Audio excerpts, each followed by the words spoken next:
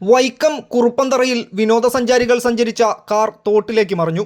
ഹൈദരാബാദ് സ്വദേശികളായ 4 അംഗ സംഘത്തെ നാട്ടുകാർ രക്ഷപ്പെടുത്തി. ഹൈദരാബാദ് സ്വദേശികൾ സഞ്ചരിച്ച കാറാണ് തോട്ടിൽ വീണത്. ശനിയാഴ്ച പുലർച്ചെ 4 മണിയോടെയാണ് സംഭവം. കുമരകത്തേക്ക് പോകാനായി ഗൂഗിൾ മാപ്പ് നോക്കി യാത്ര ചെയ്ത സംഘം കുറുപ്പന്തറ കടവു പാലത്തിന് സമീപത്ത് വെച്ച് തോട്ടിൽ വീഴുകയായിരുന്നു.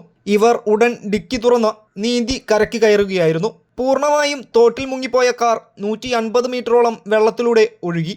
നാട്ടുകാരുടെയും പോലീസിന്റെയും നേതൃത്വത്തിൽ പിന്നീട് കാർ ഉയർത്തി മാറ്റി. News fact, Vaikom.